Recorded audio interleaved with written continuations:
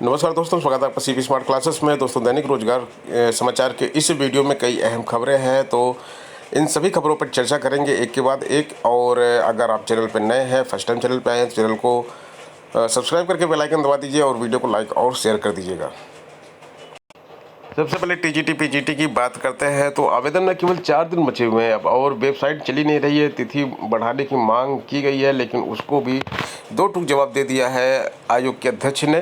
तो छात्र अब यहाँ पर एक धरना प्रदर्शन की तैयारी कर रहे हैं और उसके साथ साथ जो है विरोध प्रदर्शन भी करेंगे। देखिए, यहाँ पर लिखा हुआ है कि सर्वर एवं वेबसाइट में गड़बड़ी के कारण होली के बाद से काम नहीं कर रहा है। एक सप्ताह में वेबसाइट पर अभ्यर्थी ऑनलाइन आवेदन की कोशिश कर रहे हैं, लेकिन उन्हें सफलता नहीं मिल रही है। आवेदन नहीं कर पाने वाले अभ्यर्थियों ने चयन बोर्ड अध्यक्ष सचिव एवं परीक्षा नियंत्रक को ज्ञापन भेजकर ऑनलाइन आवेदन की तिथि आगे बढ़ाने की मांग की है। 11 अप्रैल इसकी लास्ट डेट है। ऐसे में अभ्यर्थियों को डर है कि कहीं आवेदन से वंचित ना रह जाएं। दिन रात साइबर कैफे में बैठे हैं, लेकिन फिर भी आवेदन नहीं हो रहा है। टीजीटी पीजीटी प्रवक्ता के अभ्यर्थियों ने प्रदेश के मुख्यमंत्री उप मुख्यमंत्री से आवेदन बढ़ाने की तिथि कम से कम 10 दिन आगे बढ़ाने की मांग की है, और इसके साथ साथ ही सर्वर की जो गड़बड़ी है उसको भी सही कराने की मांग की है। वेबसाइट की जो गड़बड़ी थी, इसी के कारण टीजीटी 2016 के छात्र इंटरव्यू देने से वंचित रह गए, उनका इंटरव्यू छूट गया। तो ये गलती होती है, वेबसाइट की टेक्निकल एरर होती है, और इसके खामियाजा जो है भुगतना पड़ता है, वो छात्रों को भुगतना पड़ता है। उत्तर प्रदेश की कोई भी वैकेंसी आती है, कोई भी भर्ती आती है, उसमें ऐसा ही होता है। और ख़ास करके शिक्षक भर्ती जो भी आती है, उसमें सर्वर इस तरह से बैठ जाता है। तो छात्रों को सलाह दी जाती है कि छात्र वैकेंसी निकलने के तुरंत बाद ही इसका आवेदन कर लिया करें। और इस तरह की हर वैकेंसी में गड़बड़ी आती है, और कई बार तो आवेदन की तिथि आगे बढ़ा दी जाती है और कभी कभी आवेदन की तिथि आगे नहीं बढ़ाई जाती है। तो अब इसमें देखना है कि आवेदन की तिथि टीजीटी पीजीटी की बढ़ाई जाएगी या लाखों लोगों का फॉर्म नहीं भर पाएगा, वो वंचित रह जाएंगे। क्या होता है इसमें, जो भी न्यूज़ होगी वो आपको आगे दी जाएगी। दोस्तों, ये है हमारा mobile application CP smart classes, जो कि आपको गूगल प्ले स्टोर में सर्च करने से तुरंत मिल जाएगा, और इसको आप डाउनलोड कर सकते हैं यहाँ से। और डाउनलोड करने के बाद आपको हमारे सारे कोर्सेज टीजीटी पीजीटी के जो चल रहे हैं हमारे यहाँ, वो दिख जाएंगे। और अगर आप हमसे संपर्क करना चाहते हैं व्हाट्सएप पे, तो 829 922 6960 पे आप हमको एंट्री टीजीटी पीजीटी और अपना सब्जेक्ट लिख के भेज दीजिए, तो आपसे हमारी टीम संपर्क कर लेगी। आज छात्र 11 बजे चयन बोर्ड पहुंचेंगे और वहां पर जाके आवेदन की तिथि को आगे बढ़ाने की मांग करेंगे, अदरवाइज वो आवेदन करने से वंचित रह जाएंगे। यूपी बोर्ड की परीक्षा 8 मई से शुरू हो रही है, और जो है हाई स्कूल की परीक्षा 25 और इंटरमीडिएट की परीक्षा 28 मई तक चलेगी। कुल परीक्षार्थी जो है 56,03,813 हैं। हाई स्कूल में 29,94,312 और इंटरमीडिएट में इस बार 26,09,501 अभ्यर्थी हैं।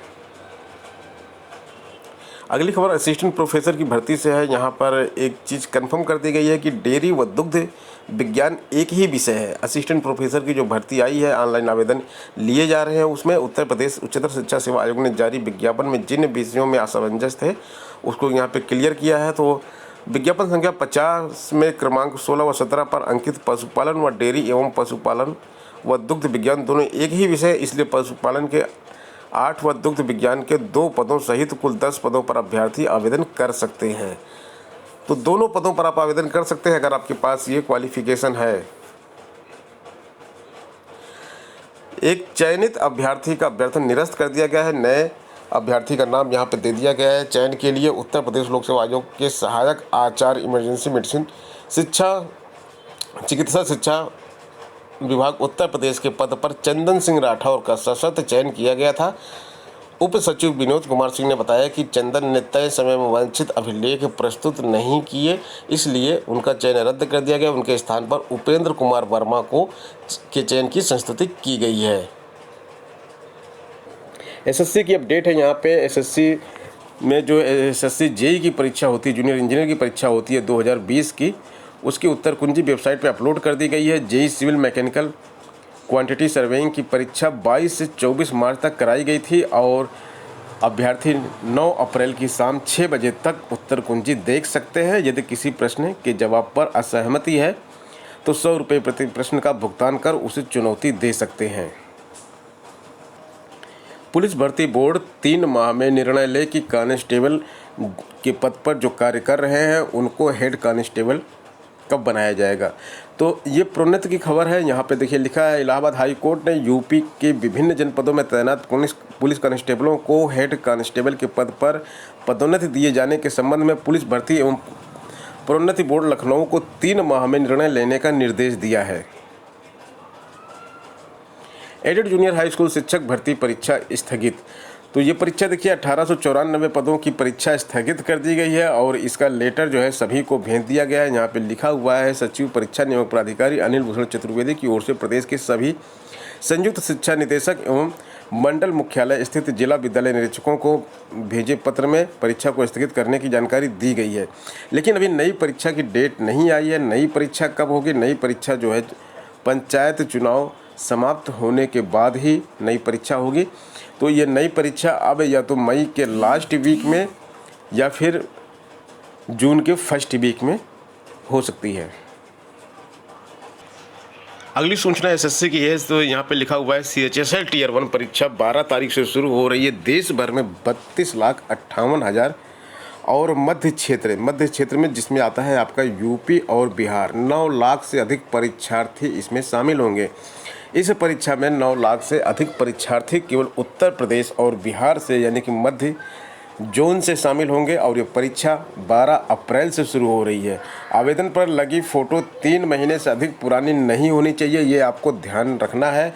और परीक्षा की तिथि सबकी अलग अलग है। अपनी तिथि पर अपने जो टाइम दिया गया है वहाँ पर आपको समय से पहुँचना है और ये परीक्षा देनी है आपको। समूह ग की भर्ती के लिए 3 लाख से भी अधिक पंजीकरण हो चुके हैं। ये समूह ग की जो अधीनस्थ चयन सेवा आयोग की तरफ से एक यहाँ पे 1 टाइम रजिस्ट्रेशन जो शुरू किया गया है, OTR शुरू किया गया, उसके तहत पंजीकरण करवाने वालों की भरमार है। प्रदेश भर में अब तक 3,24,044 ने पंजीकरण के लिए फॉर्म भरा है। 33,476 के प्रमाण पत्रों का सत्यापन हो चुका है और 29,752 को ई लॉकर भी दे दिया गया है।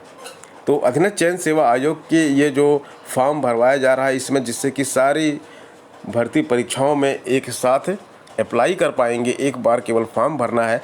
तो जब बात हो रही है अधीनस्थ सेवा चयन आयोग की भर्तियों के लिए समूह ग के लिए यानी कि पेट परीक्षा की बात हो रही है, तो पेट परीक्षा से संबंधित एक जानकारी और आपको दे देते हैं। दोस्तों, यूपी SSS की पेट परीक्षा से संबंधित एक और बुक अच्छी मार्केट में आ चुकी है। चाकसू प्रकाशन की यह बुक है और प्रारंभिक अर्हता परीक्षा यानी कि PET के लिए यह बुक है, जिसमें 2200 से ज़्यादा बहुविकल्पीय प्रश्न दिए गए हैं और व्याख्यात्मक हल भी इसमें है। यह अपने आप में समूह ग की भर्ती के लिए पूरी एक संपूर्ण गाइड है। अच्छी बुक है, मार्केट में उपलब्ध है, ऑनलाइन और ऑफलाइन दोनों मोड में ये मिलती है। और यहाँ पे आप देख सकते हैं सभी चीज़ों को यहाँ पे बारीकी से आपको समझाया गया है। जूम करके आपको दिखा देते हैं। यहाँ पे देखिए, जैसे कि किसी भी टॉपिक को देखेंगे आप तो उसको पूरा डिटेल में समझाया गया है यहाँ पे। और इसको परचेज़ करने के लिए ऑनलाइन या ऑफलाइन जो भी है, आपको लिंक जो है डिस्क्रिप्शन बॉक्स में मिल जाएगा। कोरोना के केसेस लगातार बढ़ रहे हैं और इसकी वजह से अब कर्फ्यू वाले हालात फिर से आ रहे हैं। लखनऊ में आज रात से कर्फ्यू लगा दिया गया है। रात 9 बजे से सुबह 6 बजे तक कर्फ्यू रहेगा। तो इस बीच में आप घरों से बाहर ना निकलें और 16 अप्रैल तक यह पाबंदी जारी रहेगी। जिन लोगों को छूट मिलेगी इस कर्फ्यू से, उसमें है फल, सब्जी, दूध, LPG, पेट्रोल, डीजल और दवा की सप्लाई करने वाले लोग। और जिन पर प्रतिबंध रहेगा, इसमें देखिए यहाँ पे लिखा हुआ है कि नगर निगम लखनऊ क्षेत्र में अकारण बाहर घूमने वाले लोगों पर सख्ती होगी। इसलिए 9 बजे रात के बाद बिना किसी मकसद के बाहर मत घूमें। सरकारी, गैर सरकारी, निजी, शैक्षणिक व कोचिंग संस्थान बंद रहेंगे। बिना मास्क घूमने वालों पर सख्ती होगी। तो ये सारी चीज़ें भी बंद हो जा रही हैं। ऑफलाइन कोचिंग जो बच्चे करते हैं उनकी कोचिंगें अब बंद हो रही हैं और इसके साथ साथ जो है ऑनलाइन कोचिंग ही अब आपकी चल पाएगी। देखिए यहाँ पे लिखा हुआ है,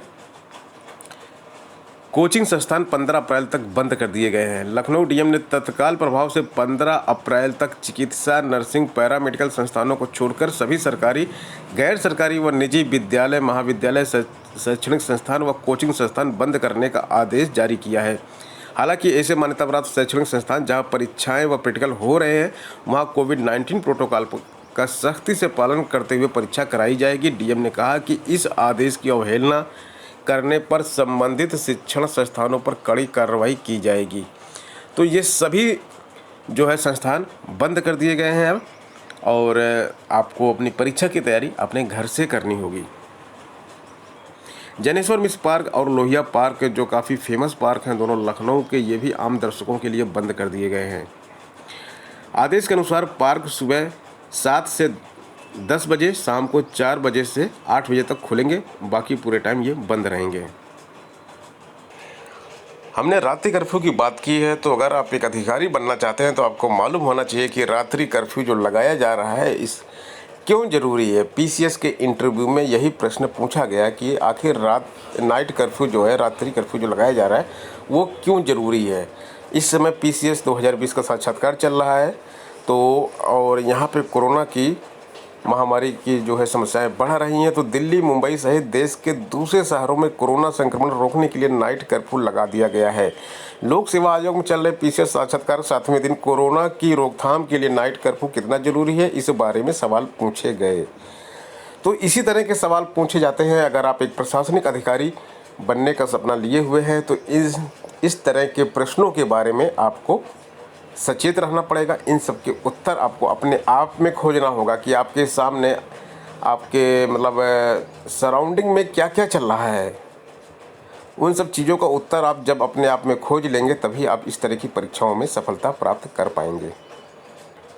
दोस्तों, टीजीटी पीजीटी के छात्र अप्लाई नहीं कर पा रहे हैं। देखिए, आनंद जी का मैसेज है, साइट वर्किंग है, फॉर्म फिल कर लें जिन्होंने नहीं किया है। टाइम देखिए 7:29 AM, यानी कि सुबह 7-7:30 बजे साइट काम कर रही थी और इन्होंने फॉर्म फिल कर लिया है।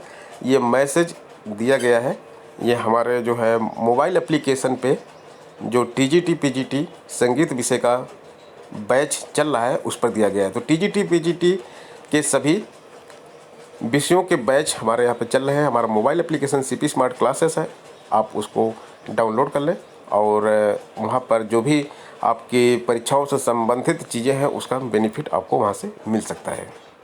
तो दोस्तों, ये थी आज की वीडियो। मिलते हैं नेक्स्ट वीडियो में कुछ नई अपडेट के साथ। धन्यवाद।